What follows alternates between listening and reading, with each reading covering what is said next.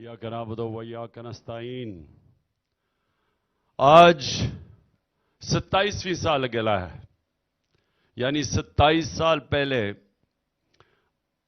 हम थोड़े से लोगों ने यहां हॉलीडे इन लाहौर के अंदर अपनी पार्टी को लॉन्च किया और कोई भी ये नहीं समझता था कि ये कभी भी पार्टी कामयाब होगी। तो जो अभी आप सब बैठे हुए हैं और हमारा नौजवान, सबसे ज्यादा तहरीक इंसाफ में हमारे नौजवान हैं, तो आपको पता होना चाहिए कि जब हमने 27 साल पहले पार्टी शुरू की तो ज्यादातर कोई 14 साल तक हमारा मजाक उड़ता रहा था। पहली इलेक्शन हुई 97 में, नई नई पार्टी थी, एक सीट भी नहीं मिली। दूसरी इलेक्शन 2002 में हुई, एक सीट मिली और ज्यादातर लोगों ने समझा कि अब ये पार्टी अब खत्म हो जाएगी और बड़े लोग छोड़ गए। ये भी मैं आपको बता दूं, पहली इलेक्शन में लोग जमा हुए, इलेक्शन हारे, 90% लोग छोड़ गए। दूसरी इलेक्शन हुई, फिर हारे, 95% लोग छोड़ गए। तो थोड़े से लोग रह गए थे हमारे 2002 इलेक्शन के बाद। फिर आहिस्ता आहिस्ता 3-4 साल के बाद फिर पार्टी बनाने की कोशिश की और फिर जब 2008 का इलेक्शन हमने बॉयकॉट किया तो लोगों ने फिर समझा कि अब ये पार्टी खत्म। हमने अपने उस वक्त आजाद अदलिया के लिए इलेक्शन को बॉयकॉट किया और जब एक दफा इलेक्शन से बॉयकॉट करते तो लोग समझते पार्टी खत्म हो जाएगी। लेकिन 2013 में पहली दफा पार्टी ने सीटें ली, पख्तूनख्वा की हुकूमत हमने संभाली और उसके बाद 2018 का इलेक्शन हम जीते। 3.5 साल हमने गवर्नमेंट में गुजारे और पिछला 1 साल, अभी फैसल आप बात कर रहे थे कि हमारा सबसे मुश्किल टाइम कौन सा गुजरा है। जो पार्टी पहला इलेक्शन हार जाए और एक सीट भी ना मिले तो उसका मुश्किल वक्त उधर से ही शुरू हो जाता था, क्योंकि लोग आपके पास कौन आता है किसी पार्टी में जिसकी एक सीट भी नहीं है। उसके बाद दूसरा इलेक्शन, जब दूसरा इलेक्शन सिर्फ एक सीट मिली तो लोगों ने समझा कि अब ये पार्टी खत्म हो गई। आप और जो कई हमारे पार्टी में आ भी रहे थे वो भी भाग गए और फिर आहिस्ता आहिस्ता आहिस्ता आहिस्ता जब 2008 में कोई हमारी थोड़ी पार्टी बनने लगी, हमने बॉयकॉट कर दिया। फिर लोगों ने समझा पार्टी खत्म हो गई है और फिर 2010 के बाद एक अवाम के अंदर पहली दफा तहरीक इंसाफ के नजरिए का शऊर आना शुरू हुआ। तो मैं आज आप सब अपने नौजवानों को, हमारी ख्वातीन को जो सारे पाकिस्तान में ये देख रही हैं, हमारी 27वीं सालगिरह के आहिस्ता आहिस्ता लोगों को समझ आनी शुरू हुई कि हमारा पार्टी बनाने का मकसद क्या था। और फिर 2011 में जो एक हमारा मीनार पाकिस्तान का जलसा हुआ, वो सारे पाकिस्तान के अंदर एक ऐसा हुआ कि कोई भी ये नहीं समझ रहा था कि मीनार पाकिस्तान एक पार्टी भर देगी। ये याद रखें कि अभी तक ये दोनों बड़ी पार्टीज, ये अभी तक मीनार पाकिस्तान नहीं भर सकी।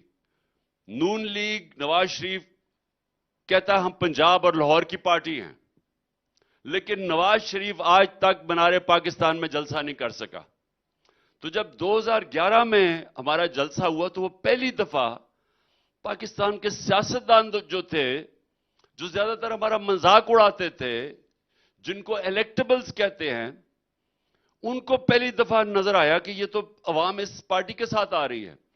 तो फिर हमारे अंदर इलेक्टेबल्स ने आना शुरू किया, जिनके हल्के थे, जो अब तक जकड़े हुए थे दो पार्टीज के बीच में। तो कई उनमें से वो तंग थे दो पार्टी से। ये खानदानी पार्टीज जो दो बनी हुई थी, जरदारी भुट्टो और दूसरी तरफ शरीफों की, तो लोग इनसे तंग आ चुके थे। तो कई लोगों ने तब आना शुरू किया।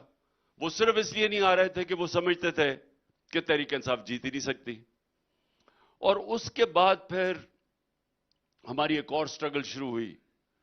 लेकिन जो हमें 2013 में पख्तूनख्वा की हुकूमत मिली, ये याद रखें कि पख्तूनख्वा का रिकॉर्ड है कि वो दूसरी बारी नहीं गवर्नमेंट को देते। हम वो पहली पार्टी थी जिसने दूसरी बारी सिर्फ गवर्नमेंट नहीं बनी, 2/3 अक्सरियत दी पख्तूनख्वा के लोगों ने। और उसके बाद 2018 में हम इलेक्शन जीत गए। तो मैं पहले तो ये बताना चाहता हूं, ये सबके लिए मैं 2-3 चीजें आज कहूंगा, उसके बाद मैं आपके सवाल भी लेता रहूंगा। लेकिन जो मैं आपसे असल बात करना चाहता हूं वो ये कि हमारे जब 2018 का हम इलेक्शन जीते तो मुसलसल इन्होंने, ये जो चोरों का जो ये टोला है, इन्होंने कहा जी ये सिलेक्टेड हुकूमत है कि ये इलेक्शन में धांधली की गई है। 2013 में इलेक्शन में धांधली की गई, एस्टैब्लिशमेंट नून लीग के साथ खड़ी थी। हमने सिर्फ 4 हल्के मांगे थे इनसे कि अगर आप ये 4 हल्के खोल दें तो हम इलेक्शन मान जाएंगे। क्योंकि इन्होंने धांधली की थी, इन्होंने वो 4 हल्के नहीं खोले। और जब अदालतों में जाके 2-2, 2.5 साल के बाद वो हल्के खुले, चारों में धांधली थी। धांधली पूरी इनको की इलेक्शन जिताने के लिए। नून लीग की एक खासियत यह है कि ये अंपायर के बगैर मैच ही नहीं खेल सकते, इनको अंपायर साथ मिलाना पड़ता है। मैं जब हमारी जब 2018 में हुकूमत आई और उन्होंने कहा जी आपने धांधली की, मैंने कहा इलेक्शन खोल दो। हमने इनको कहा, हमने कहा बताओ कौन से हलकों में हुई है, भाग गए। फिर 2 साल मैंने कोशिश की कि ईवीएम मशीन्स आए। तो तहरीक इंसाफ के लोगों ये समझ जाओ ईवीएम मशीन का क्या मतलब है। अगर ईवीएम मशीन आ जाती 90% धांधली खत्म हो जाती है। अब आप वो धांधली कर ही नहीं सकते जो आज होती है, क्योंकि ईवीएम मशीन का मतलब होता है जैसे इलेक्शन का टाइम खत्म हुआ, बटन दबाया, रिजल्ट आ गया। धांधली होती सारी जैसी इलेक्शन खत्म होती है और रिजल्ट अनाउंस करने के बीच में सारी धांधली उधर होती है। मैंने 2 साल कोशिश करता रहा कि ईवीएम मशीन आए। ये इलेक्शन कमीशन, इसके पीछे हैंडलर्स बैठे थे और ये दोनों मेन पार्टीज, इन सब ने मिलकर ईवीएम मशीन नहीं आने दी। हमने कानून भी बना दिया, इन्होंने आके कानून खत्म कर दिया, क्योंकि उन्होंने बोगस वोट्स रखवाई हुई हैं। ये धांधली करके जीतने वाले लोग हैं और इसीलिए हमने हमारी पूरी कोशिश के बगैर इन्होंने ईवीएम मशीन्स नहीं आने दी। मैं आप सबके लिए एक और भी बात बता दूं कि तकरीबन 200 साल क्रिकेट की तारीख में इमरान खान वो कैप्टन है जो न्यूट्रल अंपायर लेके आया था। हमारा वो मुल्क है जिसने पहली दफा न्यूट्रल अंपायर खड़े किए थे। आज सारी दुनिया में न्यूट्रल अंपायर है, पहले नहीं होता था। तो हमारी तो कोशिश थी, मैं तो चाहता था इलेक्शन हम जीते तो फ्री एंड फेयर इलेक्शन जीते। और अब देख लें, ये जो कहते थे कि सिलेक्टेड है, अब मैं इनको कह रहा हूं कि अब मैदान में आओ। एस्टैब्लिशमेंट तो आपके साथ खड़ी है, एस्टैब्लिशमेंट तुम्हारे साथ खड़ी भी हो, मैं चैलेंज करता हूं, आओ इलेक्शन लड़ें।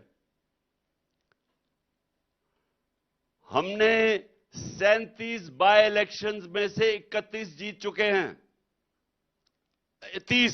37 में से 30 बाय इलेक्शन हम जीत चुके हैं। एस्टैब्लिशमेंट इनके साथ खड़ी थी, इलेक्शन कमीशन इनके साथ थी, अंपायर मिला के भी ये मैच हार गए हैं। तो मैं फिर चैलेंज करता हूं कि इलेक्शन से भागो ना, सब कुछ तुम्हारे साथ है, अंपायर साथ है। उसके बावजूद मैं चैलेंज करता हूं कि आओ मैदान में, इलेक्शंस में आओ। और दूसरा, मैं ये जो लंदन में जब मुल्क में मुश्किल पड़ती है लंदन भाग जाता है। पहले भी लंदन भाग गया था जब मुशर्रफ के दौर में, जब उसके ऊपर करप्शन केस आया, हुदैबा पेपर मिल, तब बाहर भाग गया। अब फिर जैसे ही इसके ऊपर अदालत ने इसके ऊपर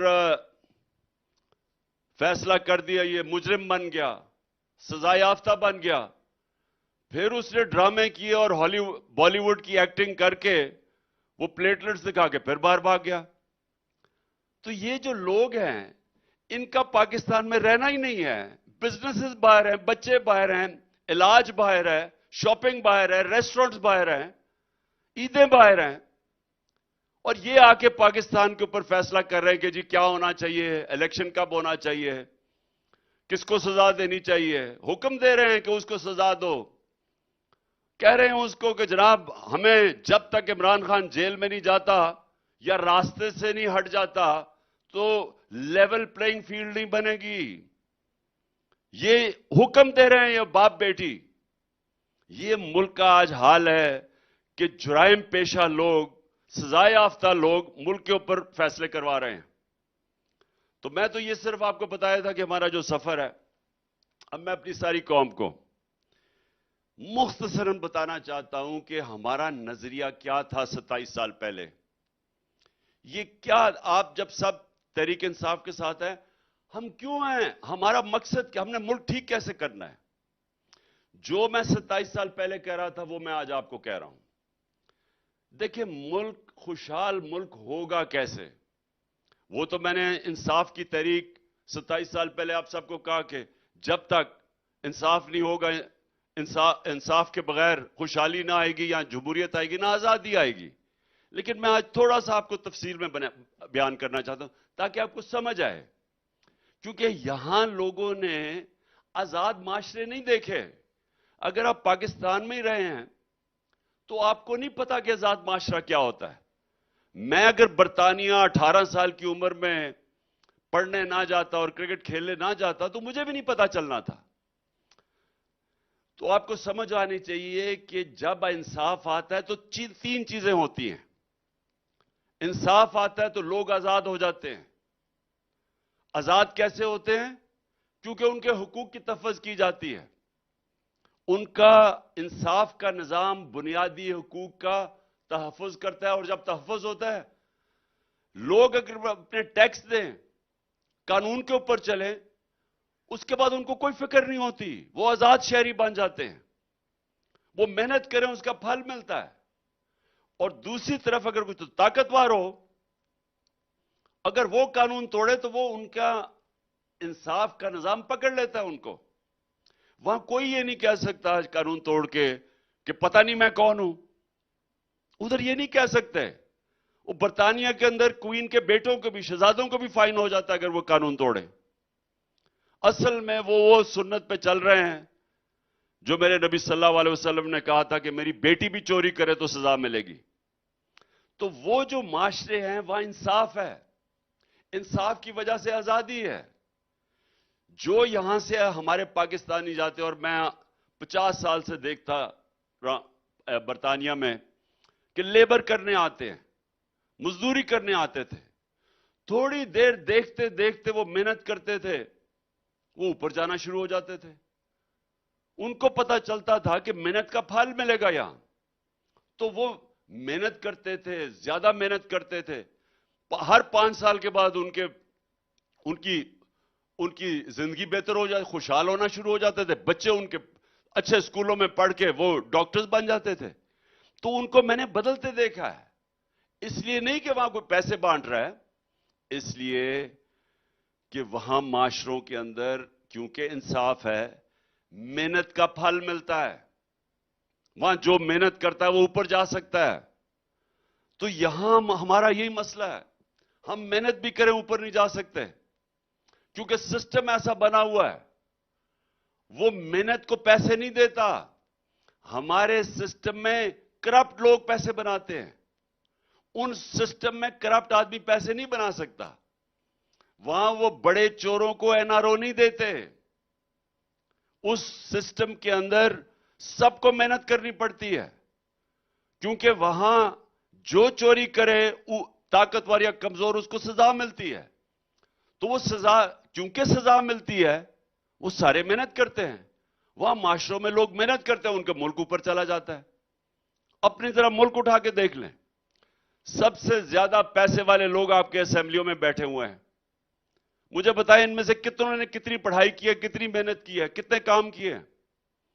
जब काम किए बगैर ही पैसा बन जाएगा और जब आपको पकड़ने आएंगे तो आप एनआरओ ले लेंगे, तो मेहनत कौन करेगा? मेहनत करे क्यों कोई? क्यों वो पहले पढ़ाई करे 14 साल, फिर वो सुबह से लेकर शाम तक काम करे, थोड़ा सा टाइम हो शाम बीवी बच्चों के लिए, वो क्यों मेहनत करे जब आराम से एक खांचा मारा और अरबों रुपया बन गया?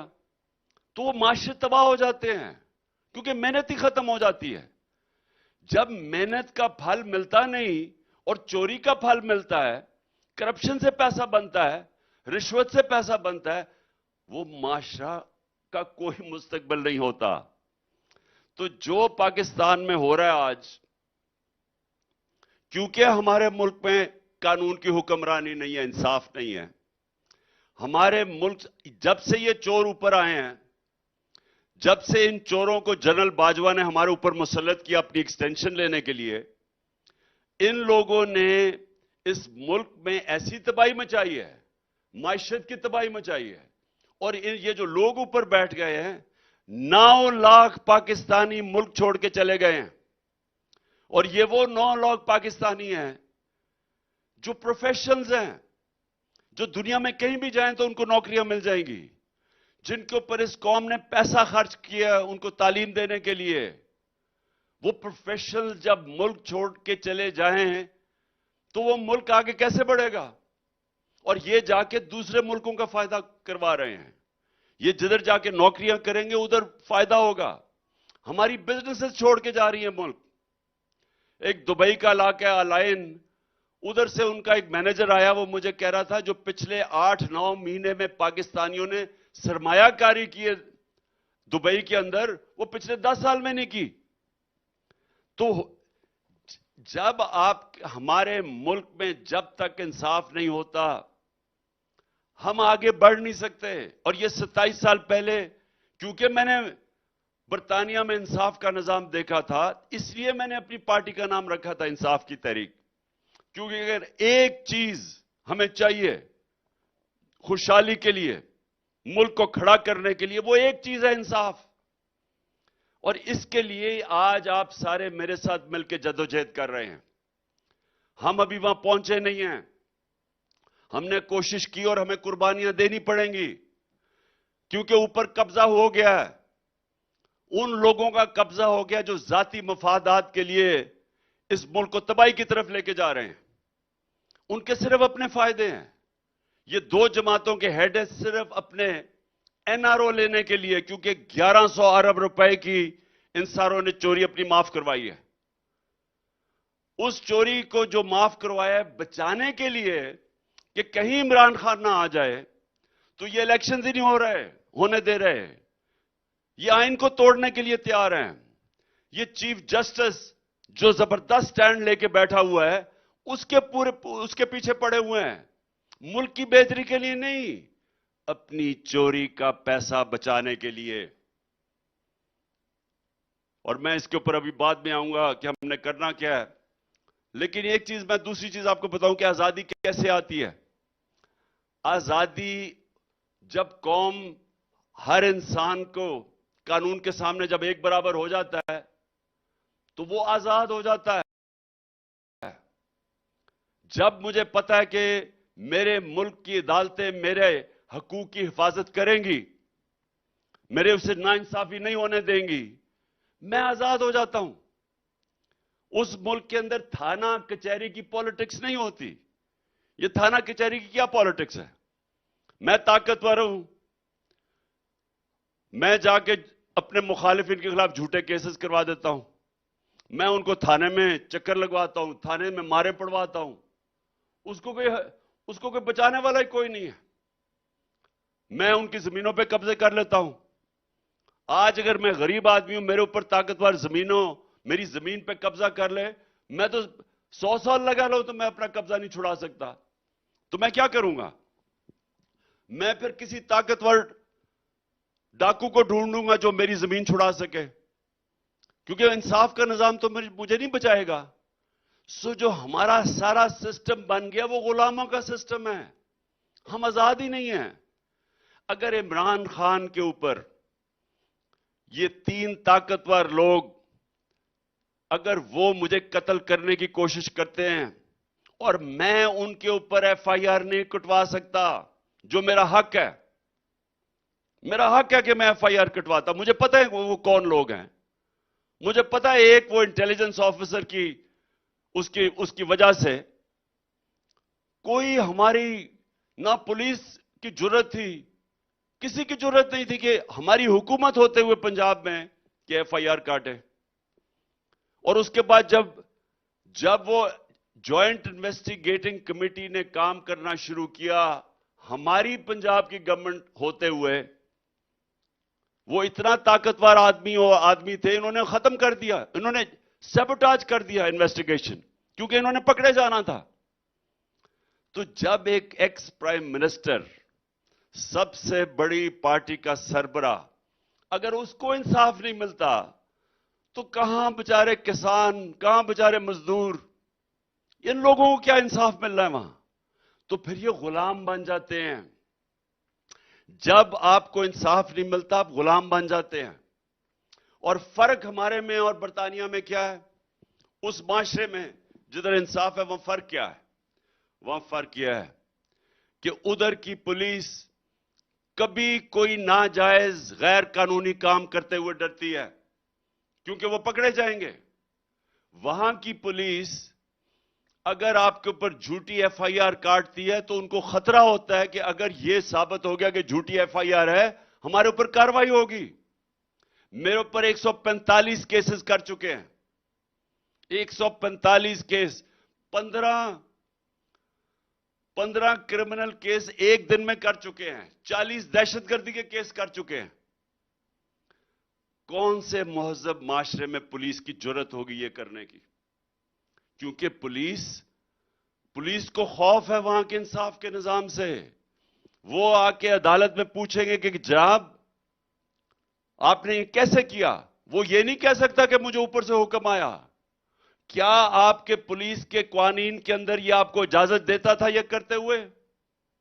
और अगर वो नहीं देता था उसको सजा होनी है। वहां तो ये हाल है। ये तहरीक इंसाफ के कारकुनों जरा गौर से सुने, इंसानों की तो बड़ी दूर की बात है। एक पुलिस वाले को 6 महीने की सजा हुई क्योंकि उसने, जो पुलिस के कुत्ते नहीं होते, जो वो पुलिस कुत्ते लेके फिरती है, उसने कुत्ते को, किसी ने उसको मारते देख लिया छड़ी से, उसको 6 महीने सजा हो गई। उधर ये हालात हैं, वो सिस्टम ये है, वो आजाद लोगों का सिस्टम है। यहां बेचारे लोगों को पकड़ के, हमारे कारकुनों को इन्होंने क्या किया थानों में जाके या जेलों में? हम तो पॉलिटिकल प्रिजनर्स थे।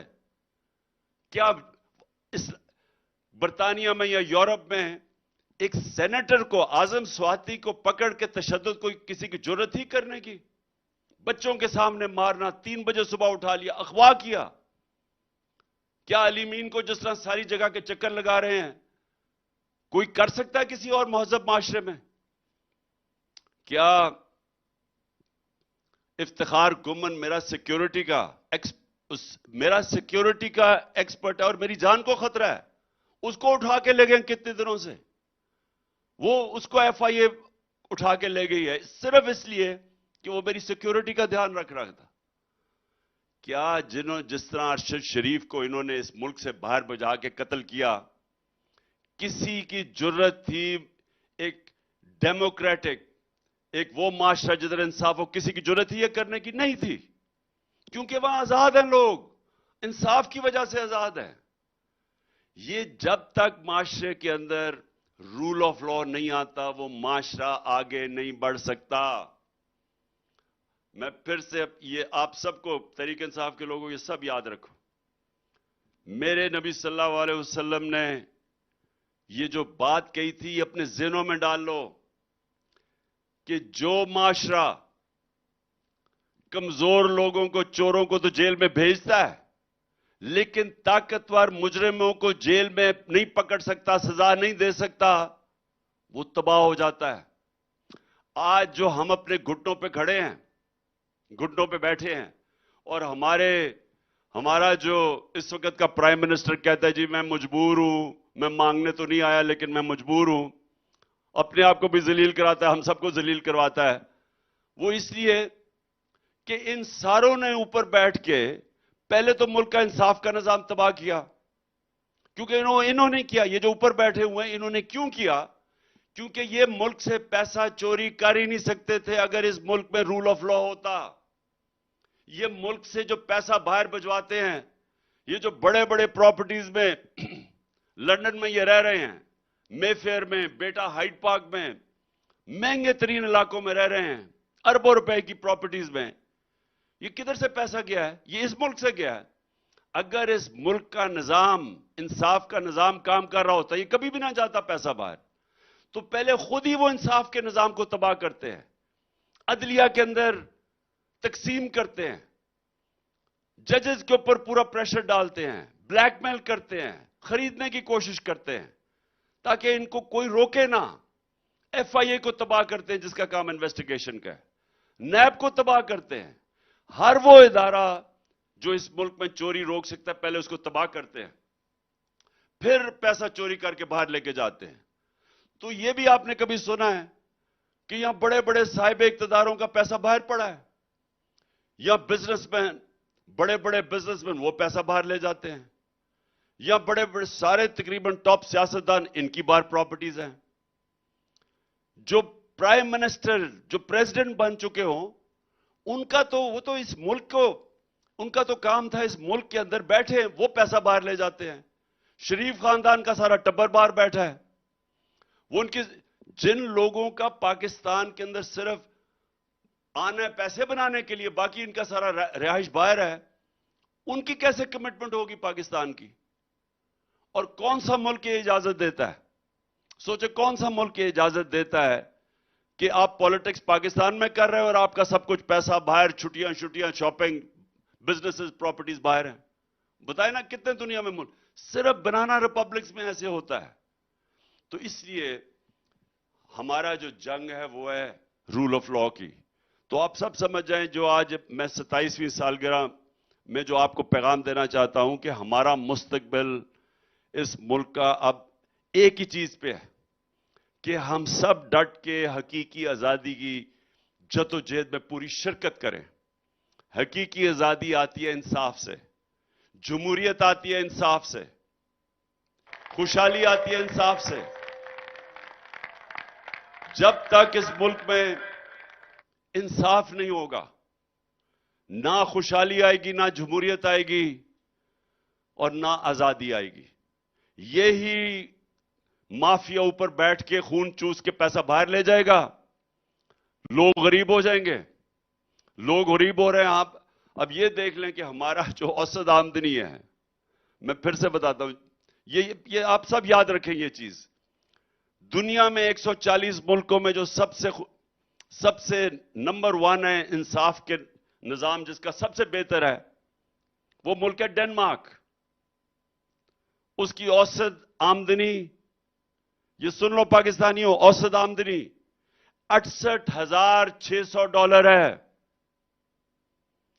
और हमारा मुल्क जिसमें अल्लाह ने इतनी नेमतें बख्शी हैं, हमारी औसत आमदनी $1,600 है। हम हैं 140 मुल्कों में से, इंसाफ के निजाम में हमारा नंबर है 129। हम 129 पे हैं। और ये अगर चोर ऊपर रह गए तो ये 140 से भी आगे निकल जाएंगे। और वो जो मुल्क ऊपर हैं, जिधर इंसाफ है वहां खुशहाली है। तो ये दोनों साथ मिले हुए हैं।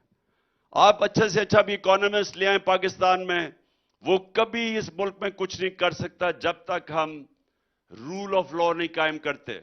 और आखिरी बात कि जिस दिन हमने ये कर दिया, लोग कहते हैं ना हम आके क्या करेंगे, मैं आपको आज दावे से कहता हूं कि अगर ये कोई मुल्क ठीक कर सकता है, अब स्वाय तहरीक इंसाफ के कोई नहीं कर सकता।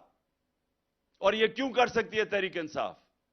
ये इसलिए कर सकती है कि जो 1 करोड़ ओवरसीज पाकिस्तानी जो बैरून मुल्क पाकिस्तानी बाहर बैठे हैं, ये हमारा सबसे बड़ा असासा है।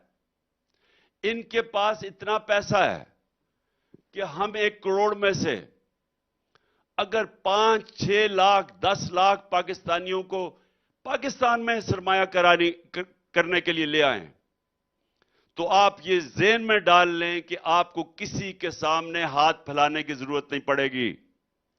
हमारे पास इतना बड़ा असासा है ये। लेकिन वो सवाल ये है, अब ये सवाल है, अच्छा आप में से कभी भी दुबई जाएं तो जरा एक काम करें जो मैं आपको कहता हूं, ये पूछें। आप दुबई जाएं और पाकिस्तानियों की दुकानों में जाएं, कारखानों में जाएं, उनसे सवाल पूछें कि जी अच्छा वो आपको सब, मैं ये भी आपको प्यार करते हैं सारे पाकिस्तान से, जितने भी आपको दुकानदार या सियासतदार या सरमायाकार मिलेंगे वो पाकिस्तान से प्यार करते हैं। लेकिन आप उनसे पूछें कि देखें आप यहां दुबई में दुकान खोली हुई है या फैक्ट्री लगाई हुई है, आप यहां दुबई में लोगों को नौकरियां दे रहे हैं, आप यहां पैसा बना रहे हैं, आप पाकिस्तान में क्यों नहीं बनाते? पाकिस्तान में लोगों को नौकरियां मिलेंगी अगर आप पाकिस्तान में सरमायाकारी करें। तो वो क्या कहेंगे आपको? वो कहेंगे हम पाकिस्तान से प्यार करते हैं, लेकिन मसला यह है कि जब हम पाकिस्तान में अपना पैसा लगाते हैं तो हमारे ऊपर हर किस्म की हमें रिश्वत देनी पड़ती है। हर कोई पैसा मांगने आ जाता है, इंस्पेक्टर्स आ जाते हैं पैसे रिश्वत मांगने, वो टैक्स वाला आ जाता है, अगर हम दयानतदारी से टैक्स दें वो टैक्स दुगना कर देता है, और अगर हम उसको पैसे दे दें रिश्वत तो हम टैक्स आधा भी दे देते हैं। वो दुबई में कहेगा कि हम यहां जब आते हैं हमारे से वो लाइसेंस फी चार्ज करते हैं, वो भी एक किस्म का टैक्स है। एक दफा हम टैक्स दे दें ना हमें कोई पूछता है, कोई हमें तंग नहीं करता, जितना भी हम पैसा बनाए हम बना सकते हैं, हमें किसी किस्म की सरदर्द नहीं होती, कोई हमें आके रिश्वती मांगता। और यही आपको हर जगह, मलेशिया चले जाएं, बर्तानिया चले जाएं, कितनी दफा बेचारे बर्तानिया में पाकिस्तानियों ने आके पाकिस्तान में सरमाया करने की कोशिश की है। क्यों नहीं कर सकते? वो इस सिस्टम में नहीं चल सकते क्योंकि करप्शन इतनी ज्यादा है। करप्शन इतनी ज्यादा है क्योंकि यहां इंसाफ नहीं है, रूल ऑफ लॉ नहीं है, कानून की हुक्मरानी नहीं है, तो वो फिर छोड़ के बाहर भाग जाते हैं। तो इतना पाकिस्तान के काबिल लोग, बड़े बड़े बिजनेसमैन मुल्क से बाहर बैठे हुए हैं, वो आते नहीं हैं पाकिस्तान में क्योंकि उनको इत्मीनान ही नहीं है हमारे सिस्टम पे। और हम क्यों नहीं सिस्टम ठीक कर सकते? क्योंकि चोर ऊपर बैठे हुए हैं। ये चोर ऊपर बैठे हुए सिस्टम ठीक नहीं करने देंगे, क्योंकि इन्होंने अपनी चोरी बचानी है, एनआरओ लेना है, ये आपका निजाम ठीक नहीं होने देते। और ये है पाकिस्तान की जंग। जब तक हम इन लोगों को शिकस्त नहीं देंगे और इलेक्शंस में शिकस्त नहीं देंगे तो यहां कोई तब्दीली नहीं आने लगी, ये मुल्क आगे नहीं जाने लगा। भीख मांग के और ये कर्जे लेके गुजारे करने से कुछ नहीं होगा, कर्जे बढ़ते जा रहे हैं, मुल्क गरीब होता जा रहा है। मुल्क आगे तब बढ़ेगा जब इस मुल्क में सरमायाकारी होगी। सरमायाकारी तब होगी जब हम इस मुल्क का माहौल ठीक करेंगे। माहौल तब ठीक होगा जब यहां रूल ऑफ लॉ आएगा या इंसाफ की हुक्मरानी आएगी। जब इंसाफ की हुक्मरानी आएगी, जिसको अंग्रेजी में कहते हैं इनेबलिंग एनवायरनमेंट होगी, ईज ऑफ डूइंग बिजनेस होगी। सरमायाकार यहां पहले, सबसे पहले आपका बैरून मुल्क पाकिस्तानी आएगा। जिस तरह चाइना में पहला बैरून मुल्क चाइनीज आए थे जब उन्होंने माहौल ठीक किया, हिंदुस्तान में बैरून मुल्क हिंदुस्तानी आए थे, उसके बाद दुनिया का इन्वेस्टर आता है। तो पहले अपने लोग जो दर्द रखते हैं, जो प्यार करते हैं पाकिस्तान में, जो बैरून मुल्क पाकिस्तानी है, उनके लिए फिजा ठीक करनी है। वो फिजा तब ठीक करेंगे जब इंशाल्लाह इलेक्शन में जीत के एक मैंडेट से अवाम के आएंगे, अवाम के मैंडेट से उसके बाद हम इस मुल्क का इंसाफ का निजाम सबसे पहले ठीक करेंगे। सारी रुकावटें हटाएंगे जो सरमायाकारों के रास्ते में है। यहां पाकिस्तान में ऐसा ऐसा सरमायाकार बैठा हुआ है, वही अपना पैसा वापस लाना शुरू कर देगा, उसके पैसे को तहफ्फुज देंगे। हम उनको एक ऐसा माहौल देंगे जिधर उनको कोई तंग नहीं करेगा। जो माहौल उनको बाहर मिलता है वही पाकिस्तान में देंगे। हमारा 23 करोड़ का आबादी है। 23 करोड़ की आबादी का मतलब दुनिया से सारा सरमायाकार आएगा पाकिस्तान में इन्वेस्ट करने। तो इसलिए आखिर में मैं ये आप सबको कह दूं कि हमारी 27वीं सालगिरह है। इंशाअल्लाह 28वीं सालगिरह में ये मेरा ईमान है कि आपकी इंशाअल्लाह हुकूमत आए।